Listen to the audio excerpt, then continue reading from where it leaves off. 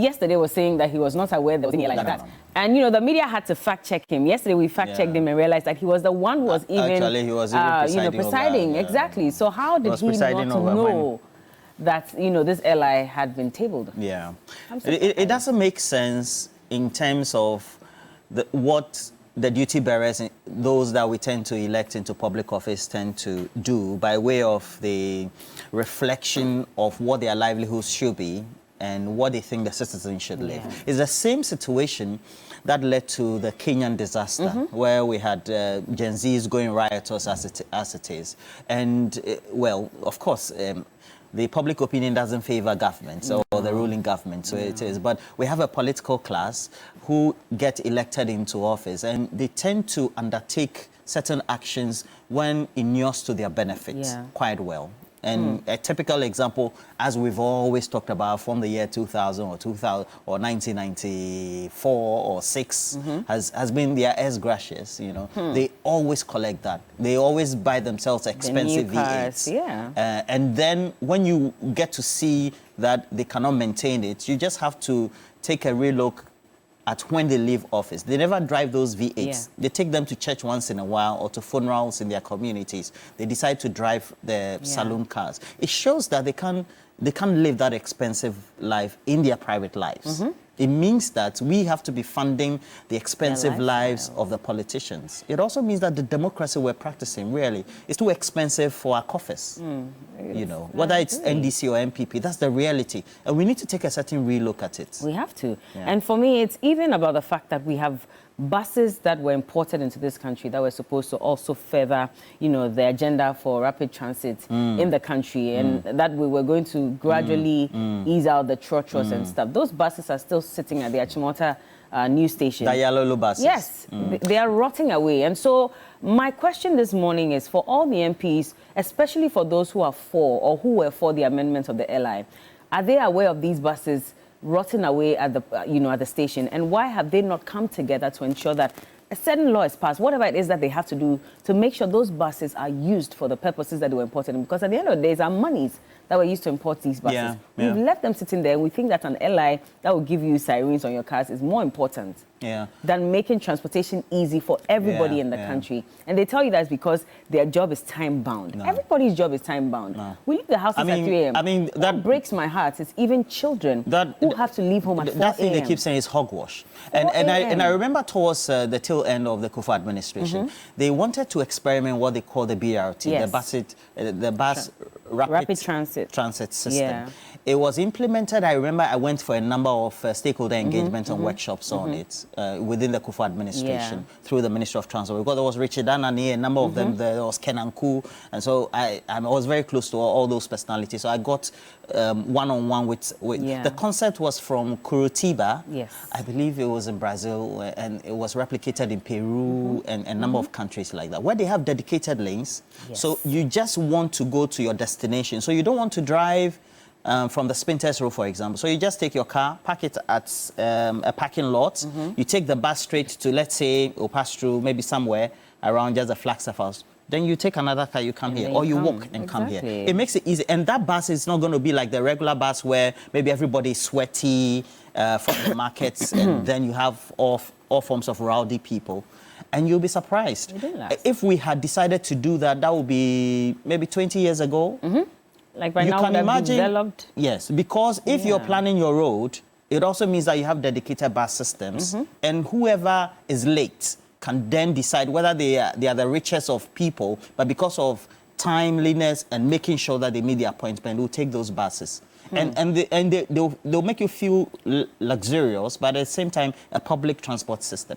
I don't know why the politicians tend to think the way they do. It's amazing how they have managed this democracy up to today. It's unbelievable. And the fact that, we seem to accept everything that they give us. We are angry, but are we angry enough? That's the problem. Because I remember that, again, with this whole rapid bus transport system, the Minister for Transport in the first 4 years of Akufo-Addo had said that it doesn't look like this is going to happen. So for those of us who are hoping that, we can replicate what happens in the UK with their bus system and all that, he doesn't think it would happen here. There was a research that was done on the reasons why the Kufuor buses did not last. Traffic was one of them, because we had not expanded our roads. And so they were supposed to be in the outer lane, but the trotros were fighting them. There was always traffic. And I remember that people used to stand in the buses for so long, so they would complain that if I've gone to work the whole day and I'm going back home, I don't think I want to go and stand in a bus. And so a lot of them now started taking the trotros instead of the Kufuor buses. Maintenance was a problem. It was too high. So there were lots of challenges. And if we had looked at those challenges and worked on them up until now, like you said, 20 years ago,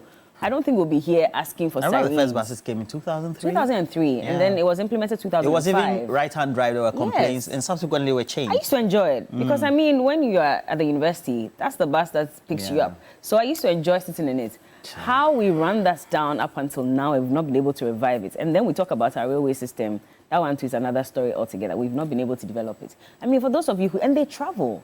My point is, a lot of these leaders they don't only travel. Outside the country. When you look at the educational curricula, they have their degrees all from Birmingham, so Harvard. The particular one they love is Harvard. When they go to Harvard. Oh, but we all have it. London School of Economics. Anyway, so we'll pose that as question of the day. We should. On this morning segment, we'll bring you Johnny Hughes, and you have a great discussion coming up. Yes, we do. We'll be talking about this L.i. It's important that we get into that. But also, the Auditor General has put out a report. And ECG is caught in this mess all over again. I mean, I think every time there's some controversy that comes with ECG and their procurement processes and all of that. This time around, the challenge is that ECG's 145 million meter procurement actually breached Public Procurement Act. And so that is the latest in the Auditor General's report. In fact, the report is on many aspects of our economy, from school feeding, and how they are even giving children rotten food, etc. All that is in that report. When you have time, maybe you should check it out. But we'll have our guests join us this morning. Let me just run you through our guests for today. So Ebo Bachman is the National Communications Team Member for Movement for Change. You'll be joining us. Kojochu Boafo, he's the former Executive Secretary of the Ghana Free Zones Authority. I'm looking forward to having them. He's also Anakora. And then Professor Bafo Ajimandua, co-founder of the Ghana Center for Democratic Development, CDD Ghana, would also be joining us. Then we have an exclusive with the MP. Bernard Mona will be joining us. He's a presidential hopeful for the PNC. But Comforts Dorio Kujo is going to be joining us today for an exclusive interview. She's an MP for Adan constituency in the Greater Accra region. So look forward to that. I know you're going out today as well. Certainly. I'm currently here, but I'll be going to the Achimota station. Okay. We are in Okankwe North. Nice. And we're going to look at... which of the stations? Are you going to the new stations? Will you see the old buses? Well, I don't know yet. Yeah. I know about the new station. Yeah. Great station. Yeah. Beautiful. Very beautiful. Well laid out. Very so beautiful. we'll be coming there live with Community Manifesto. So just in case you're an assembly member, you're a community person, you're a trader, you're just a passerby, you live in the community, or you're a duty bearer, you're a politically exposed person in the community, please make sure that you make way to the Achimota station. Let's be there live, have some great conversation, and then also we will relay this. But let's bring you this morning. We're asking what you make of the withdrawal of the L.i. that the MP sought to amend to allow them to use sirens to get to their meetings and offices quickly. Is it a good call, especially looking at the challenges that we have faced and we continue to face as a country when it comes to our transport system and many other issues that we face? Are we angry enough? Good morning, Robert Kuzo of MTN. He's watching this morning and he's also asking, are we angry enough? But the phone lines have been activated. Let us know what you make. Today, the issues are many. Fuel has gone up. You're probably despite good for oil policy. That is also another. You know, sometimes when you do with the... Please, the phone lines are open. The fuel has gone up. You have started manual. Easy. Well, I have this one from Gaiji as we wait for the call. And Gaiji is a regular viewer of this. And Gaiji said, if the roads and traffic are cumbersome, the politicians should be enacting laws that free up the movement of traffic for all. All of our jobs are important, and we all need to get to our jobs on time. Gaiji Cantonment Accra. Great one. I saw this one, frankly, Kujo said, hey, minority MPs, ye cobra. From what I gathered, they literally blackmailed the transport ministry to include the sirens and no speed limit for MPs. See how them commot them a body for the public lashing. Then he added Yesu with an exclamation mark and then smiley. La ilaha illallah. And we have a couple. This one is coming from Dilis Ghana. It says, happy birthday to Sedem Lord of of Prudential Life Insurance based in Kumasi. And Elizabeth says, happy birthday to you and many more successes in your life as well. Oh, I'm told we have a caller. Yes, we do. Hello, good morning. Yeah, my name is Isa calling from Bole. Thank you for calling us, Richmond. But talk to us. So this L.i that the MPs were hoping to amend, what are your thoughts on it? Bella, I think that these politicians, always I was saying that they are political naive. But it's now that I'm seeing that we, the citizens, we are political naive. Because we are giving them much opportunity and they want to ride over the citizens. I think there are a lot of issues has been happening in this country. I think we should forget about NDC, MPP, and then fight for our motherland, Ghana. I think anytime there is an issue and you are an NDC, you will not support because your government is in power. Anytime you are an MPP and there is something wrong in the country, because it's your party, you will not support the country. I think Ghana is moving backwards. Let's forget about NDC, MPP, and then champion motherland Ghana. These politicians are political naive. They are not ready to help this country. If a street boy can help this country, I think it's better than a PhD holder or a what. There is nothing we are seeing in this country. It's pathetic. Just imagine roads. Some people are special. Who is special in this country? You are special. You are not bringing anything on our table. Are you special? So the politicians are fooling us. And the way the citizens and the youth, we should rise up. Anytime, forget about NDC, forget about MPP. Okay. And let's help the country. All right. So if we forget about NDC, MPP, then the next leaders will not be politicians? Will there be some... Okay, it's gone. Okay, I wanted to find out if you would vote for... but the reality is that for every evolution of society and for every civilization, it has to be a rulership or a leadership. Yeah. So I think that we have to take our minds back to when we had the Arab Spring. Well, the leaders were punished, sacked, or some of them had issues. We replaced them. But it has to be somebody who has to rule. It definitely The thing is, the type of leaders who take good decisions for you. That's what you need, actually. That's exactly so it. But I guess he wants us to do away with the duopoly. Politics started in ancient Greece and all that. So. Yeah, maybe we need a third force, which is probably what he's referring to. But we have another caller. Hello, good morning. Inside the poet. Good morning, sir. Hello. Hello, good morning. Yeah, good morning. Talk to us. What's your name and where are you calling from? Yes, my name is Luke. I'm calling from Langbisi. All right. So that L.i seeking to amend, the law to allow MPs, ministers to use sirens, it's been withdrawn from Parliament. However, what are your thoughts on it, if it should have been passed? To me, I don't think it should have been withdrawn because this one was coming to help all of us here in Ghana. Because for them being in their luxurious cars, they didn't know what is happening to an ordinary Ghanaian like I and you. Because they are there, they don't, mostly, when you are looking at how they are thinking, they only think of their own stomach. They forget where they come from, the villages in their communities, how people are going to be moving. They forget all those things. And every day, things are keep on increasing and increasing. So if those things could have been amended, I think it would have been a very good thing for all of us in Ghana. So that some of them could have parked their car. No, when you say park their car, so they wanted to amend it to include themselves so that they can use the sirens. The law as it stands now does not allow MPs, ministers, Supreme Court judges to use sirens to maneuver the traffic. But they want that to be included so that they can go past everyone and get to work early. So I'm not sure. Yeah, you might have been a bit confused.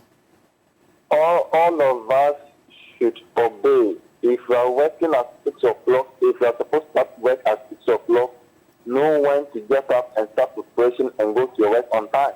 Okay.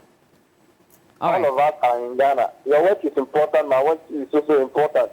So how can you use your siren to kind of broadcast by me whilst you was doing your own things in the house? I mean, this thing is not helping us in Ghana. Let's stop doing politics. Let's stop politics. All right. And think how we're going to do development in Ghana. Good morning. Good morning. Thank you so much for calling us. And you can also call us as well. You can join us on Facebook. We're streaming live. Drop your message on there with the hashtag TV3 New Day. Are you happy with the fact that it's been withdrawn?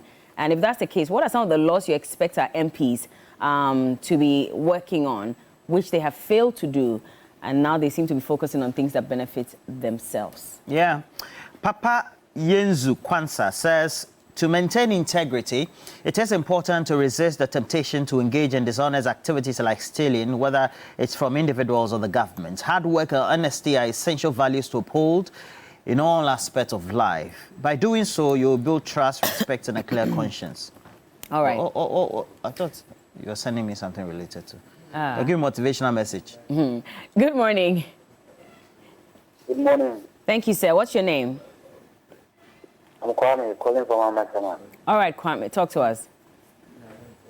I don't know. But I want to see the MPs going on strike for their salary not being paid. I just want to see it one day. It seems that they always want to do something that will please them. I want to ask a question, please. Okay. If you can help me. Does it mean that the MPs cannot wake up at maybe, let's say, depending on where you are staying, okay, waking up by 4, as we, the citizens, normally do? 4:30. The most annoying part of it is you have a car. We don't have a car. We wake up from our house, then we come to the junction, come and hustle for cars. Look, I don't know if you pass or you've been using this Amasama streets. You will come and stand at a bus stop and you'll be fighting for a car by 4. You have a car in your house. For you to wake up around, let's say, 5:30 or 4, to also join the same queue and get to Parliament, no, you don't want to do that. But you want to wake up around 8 o'clock and come and push us, we the citizens who voted for you. We will be some young. I think you will be keeping every one over the Papuan. And you see, the most annoying part of it all is, look, if this particular party is in opposition, maybe they have been tried. Let me use this case for as an example. What is going on at the Supreme Court case, Dapa and They go to Parliament and they prefer to leave their daily job and go and sit down at the Supreme Court.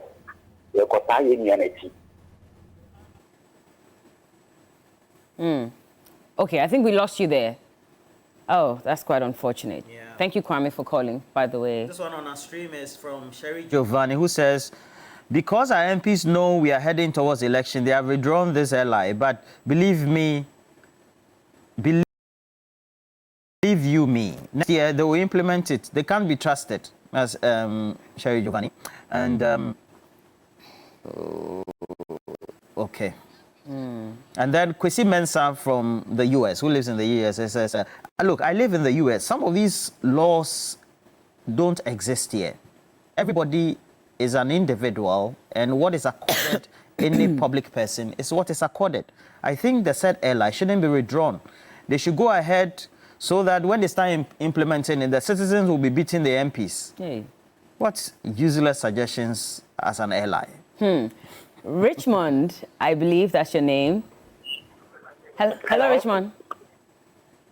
Hello. Hi, good morning. Good morning. Thank you for calling in.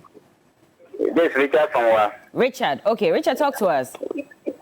Yes, I also have the view that because we think that this opposition, we are opposition, that's the NDC, is opposing this thing. But when they come to power, they also use it. So why don't we implement it? So that for all of us to enjoy it. If they come in, they also come and enjoy it. So let's implement it.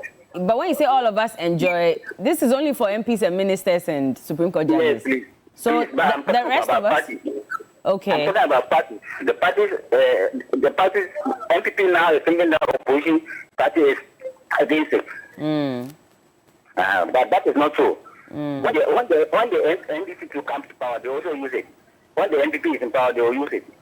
Yeah, but it doesn't even make it right. Whichever way, that's not what we want as citizens. We want our roads to be fixed. We want our roads to be expanded. We want other forms of transport to also be brought up so that we don't have to struggle in traffic and make some people feel more important than us. That's basically what every citizen is asking for at this point. But we'll cross over now to Johnny's Bites. When we get back, we'll continue this conversation on the big issues. Don't go anywhere.